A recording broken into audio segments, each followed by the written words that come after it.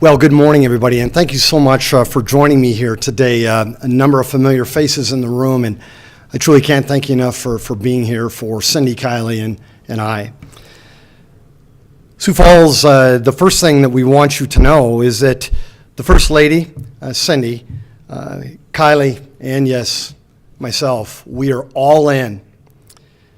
When we were blessed by the honor to serve you almost 8 years ago, we wanted to create an environment where we would, strengthen our optimism and our confidence once again. Repair, rebuild, replace our aging infrastructure.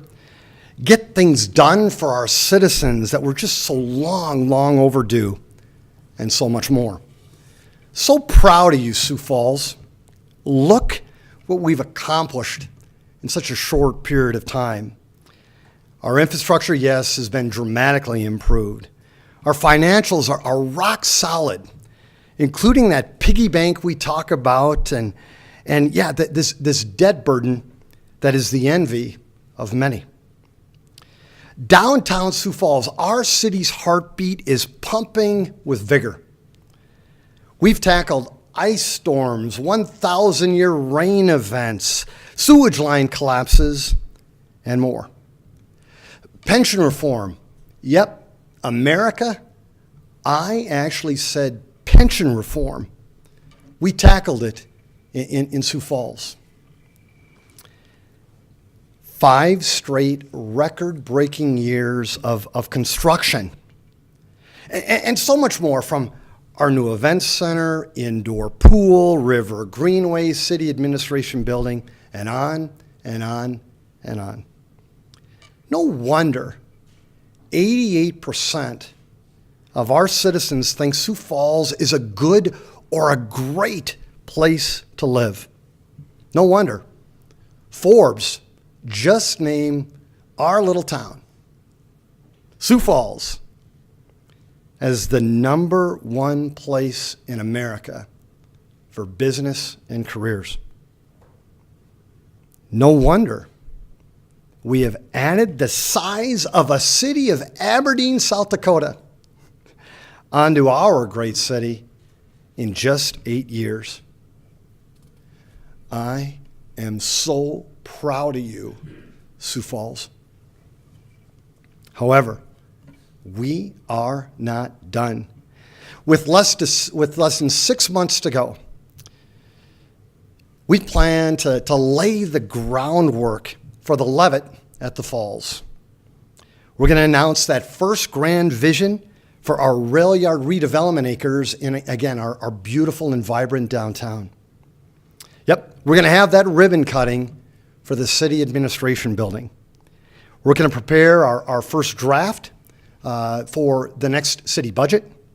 We're going to keep Sioux Falls safe and more. All of you know that I am a runner. At the end of a marathon, at the end of a half marathon, at the end of a 10K, I sprint to the finish line. Sioux Falls, yep. I see the finish line as your mayor. And I'm going to go out just like I came in. Sprinting, all in, playing offense, and definitely playing to win. But there is a finish line. It's no surprise to anyone, and I made it clear that I would relish the opportunity to continue serving with this team and with these citizens and with all of you, again, as your mayor. But that's not how it works. And I respect it. I think it's a good thing for Sioux Falls. I think it's a really good thing for South Dakota. And wouldn't it be a great thing for America too?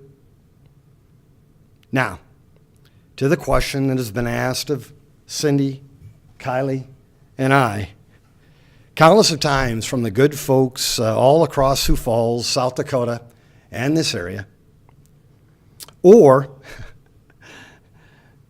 even more special, the countless requests for Cindy, Kylie, and I to keep it going and maybe take it up a notch or two.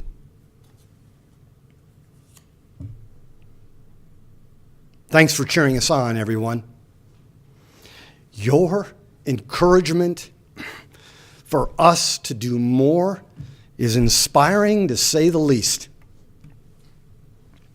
Being in public service has been a goal and a dream of mine since the 6th grade at Yankton Middle School.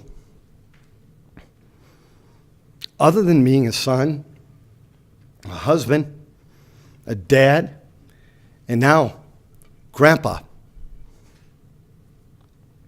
there's been nothing more fulfilling than serving as your mayor.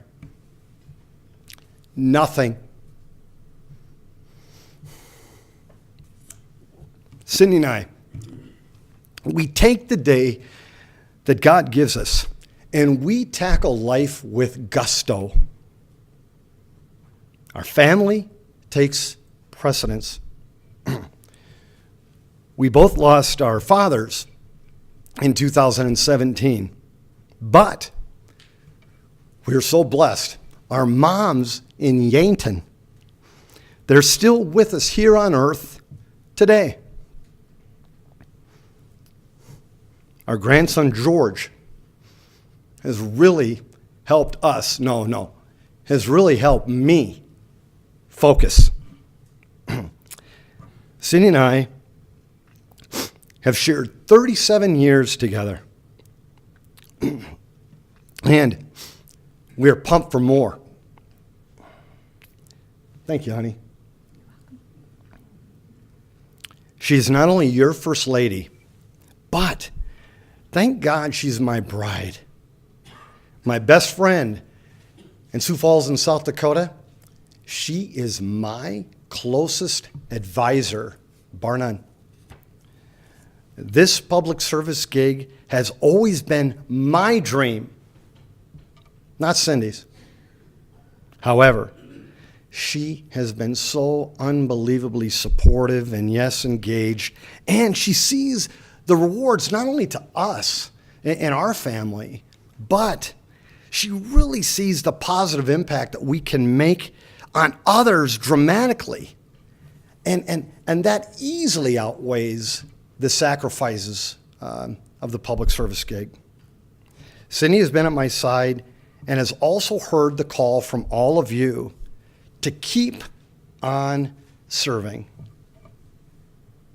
She thrives on stewardship. She values public service. And yet, she is willing to stay in the arena and do more. Again, thank you, honey. Our family, our community, and our faith drives the three of us. As I was preparing today's speech to all of you, I turned to my heavily used Jesus Calling book for guidance and for some inspiration. When my dad minored, died unexpectedly at a very young age, I realized quite dramatically that I don't control this precious life. I read the Sunday passage, then I read today's passage, and then I skipped ahead and I read tomorrow's passage. I rarely, if ever, do that. But its message is profound. I'm not going to read it all to you. Much stress results from your wanting to make things happen before their times have come. One of the main ways I assert my sovereignty is in the timing of events. If you want to stay close to me and do things my way, ask me to show you the path forward moment by moment. Instead of dashing headlong towards your goal, let me set the pace.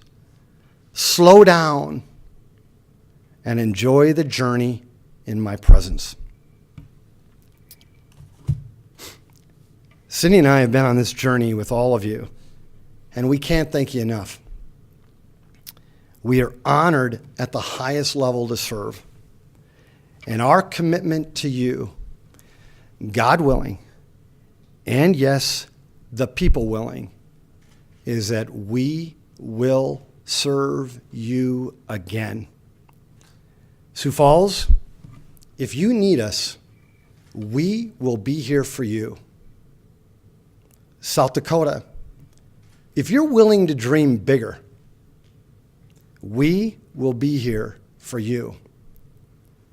And America, when we realize that when we actually work together, we find common ground, we actually focus on the country as a whole versus special interest goals.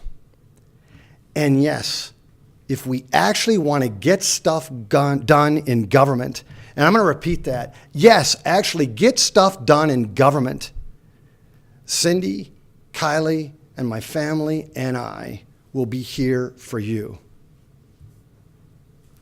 However, at this time, we're going to finish what we started here in Sioux Falls. We're going to finish strong until May 15th, and then we plan to take some time and tackle some additional personal and professional goals.